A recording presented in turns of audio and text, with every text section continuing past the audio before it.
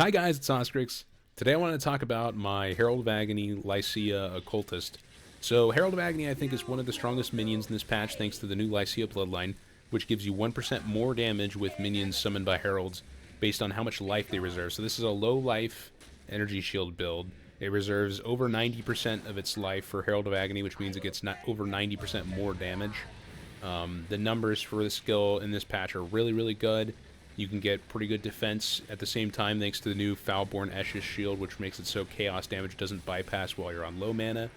Since this is a blood magic build, you don't have any mana, so you're never on low mana, and you're able to pay all your costs with your remaining unreserved life thanks to Eternal Youth, causing your life to recharge, so it kind of makes your life pool into basically a kind of Eldritch Battery. If you've, played a archetype like that uses Eldritch Battery to pay for, like, expensive spells like Summon Raging Spirits or anything like that. So yeah, it's kind of similar in that way. There's also some other cool stuff that exists in this league that really supports this well, like the graph that gives you endurance charges every 4 seconds when you are on low life, so you passively generate endurance charges. And since you're an energy shield build but you're low life, you also get to continue to use the Molten Zovcraft for the gigantic guard skill that provides. So in general, I think this is a pretty strong character. I'm pretty far away from having it completely min-maxed at this point, but it is going really well, and just wanted to share my progress and talk a little bit about the character. So let's get right into talking about my gear and some of the decisions and stuff like that. Okay, so let's talk a bit about the characters. So the first thing in the weapon slot, I've got a Matas Teaching. This is a really insane weapon for going crit for minions. I really prefer playing crit when I can on minions because having high hit damage makes your clear speed feel really good, and yeah, basically that's why. This is a really powerful item in general. For DPS, you could also go Poison on Herald of Agony. Poison's quite effective as well, but I prefer crit personally. So then for the helmet, I've got a Divine Crown. This is missing +2 minion levels right now, so eventually I'd like to get +2 minion levels on this, but at the moment I just have one with a bunch of energy shield and armor. And the reason why I have energy shield and armor in my helmet and my gloves and my boots is for this point that gives you 100% increased armor and energy shield, in this case just energy shield from equipped body armor. Which is a lot, and I've got a Twilight Regalia with 1100 energy shield right now. That could be better. It's also got a dead suffix at the moment. It would be best, I think, if you got endurance charge reduces crit by amount of endurance charges as the essence suffix on a body armor like this. But anyways, that's what I got right now. So lots of ES at the moment just from these kind of 4 pieces, plus the shield. So this is a big enabling part of this build. Foulborn Esches Visage. The new Foulborn mod makes it so chaos damage taken does not bypass energy shield while not on low mana. This is a blood magic build, so you're always on full mana. So energy shield always protects against chaos damage. You could instead wear an energy shield on block shield or like an Aegis Aurora or something like that, and then go Coruscating Elixir plus Balbala. For mapping in hardcore, it's a lot safer to do this shield. But if I was in softcore, I think I would just elect to go Balbala and play with Coruscating instead. For the amulet, I've got Ashes of the Stars. This is a pretty insane amulet for this build because of the quality of Herald of Agony is maximum virulence, and I'll talk a bit about that now. Virulence is kind of the biggest way you can scale the DPS of Herald of Agony. For each stack of virulence, the Agony Crawler gets 5% attack and cast speed, 10% increased physical damage, and 98 to 182 added physical damage per virulence. So that's an insane amount of flat damage that you get for each virulence. So this Ashes can give you, depending on if this is corrupted to 23 and you have more than 28 quality, this can give you a ton of virulence in general. Then, and in the other ring slot, other than the bone ring, I've got an Anathema. So Anathema, I think, is a really strong thing to do on this character because of curses in general. I like to use Bane with curses because Bane has the quality for increased effect. That coupled with Ashes of the Stars means even more effect. And it allows you to apply multiple curses at once, which is really cozy. I've got it linked to Despair right now, which gets a lot of effect from quality in general too. It also has effect on the suffix, or on its quality, I mean. And then I've also got Enfeeble linked to it for defense at the moment. It would be better to get one more power charge, which is quite easy to do right here, and I probably will eventually do that for another curse limit. Then also socket in punishment in this slot. but for now I don't have it there, especially for bossing. And like I said earlier, this character is not really completely min-maxed for bossing right now. I'm kind of just generally mapping and trying to farm up the gear that I need to finish this character, really. But there's a lot of room to grow, and if you're interested in seeing what the min-max version of this is going to look like, I'll have a POB for it out soonish. I'll make another video and kind of talk about more about that soon. So yeah, the curses from Anathema are really powerful. In the other ring slot, I've got a bone ring that has minion damage, attack and cast speed, energy shield, and some attributes on it. Just kind of generically good. You really just want the attack and cast speed and minion damage, and you could replace this ring with a different ring if you would rather use a unique or something else.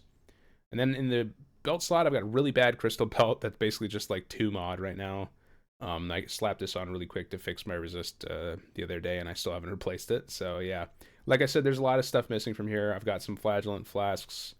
I think versus bosses, like I said, going ball and going coruscating would be a lot better, and then you'd get ES on block and all that.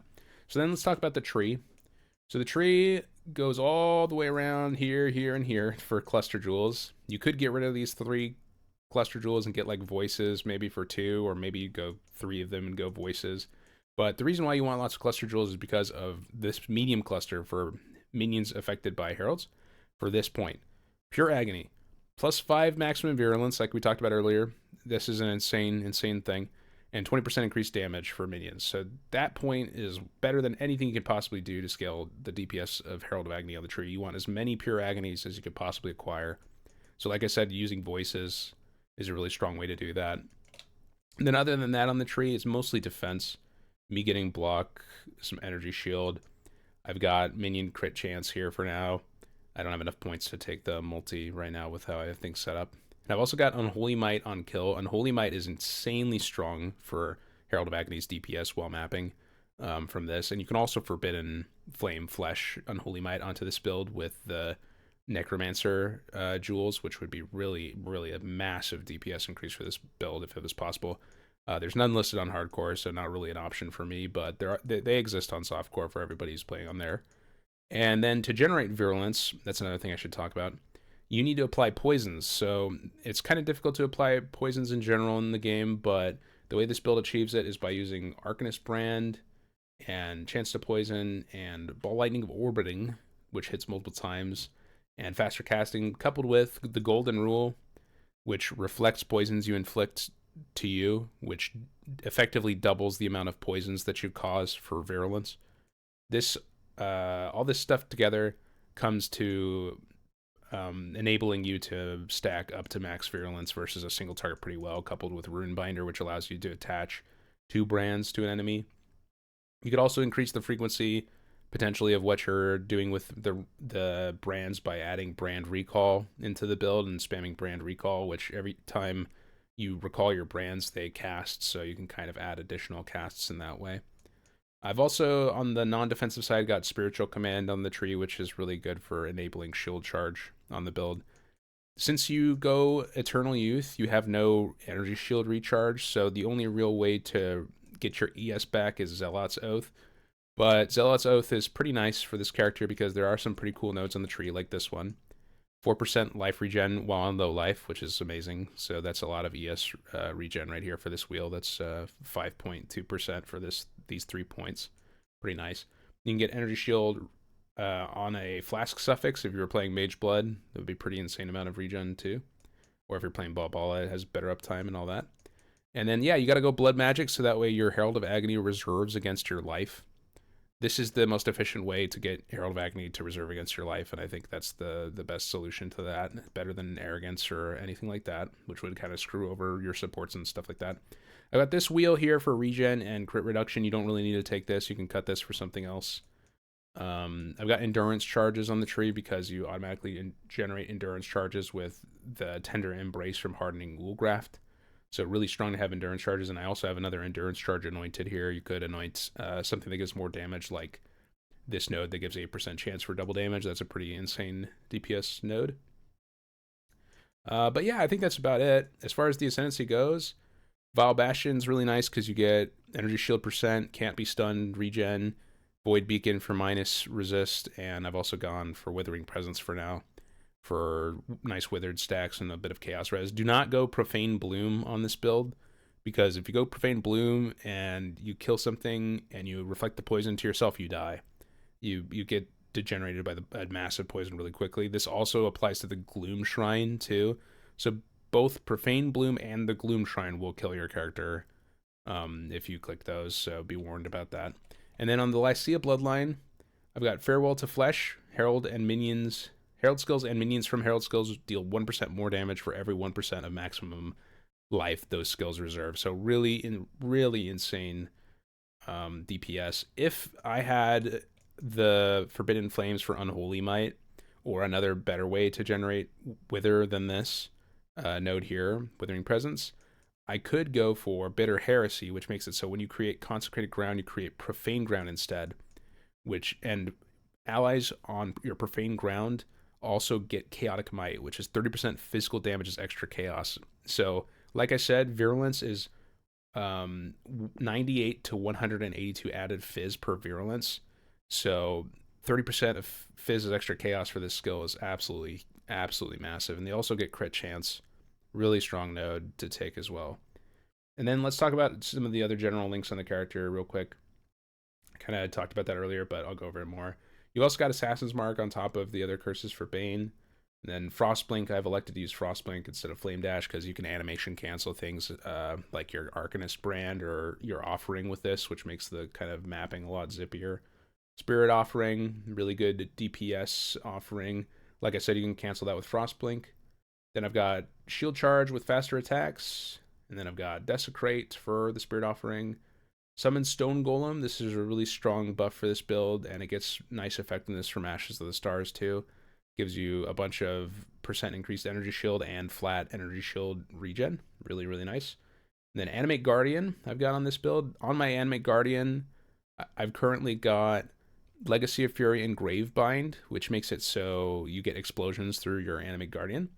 And then I've got Victario's Charity and Arum Vorax, which is good for generating power charges while mapping, and it also gives the Guardian some all res. I'm going to replace that with a Kingmaker eventually for Fortify and Crit Multi, but I haven't got one of those yet. And then for the helmet, I've got Lear Cast, and then for the body armor, I have Gruthkul's Pelt for the massive amount of life regen that it grants.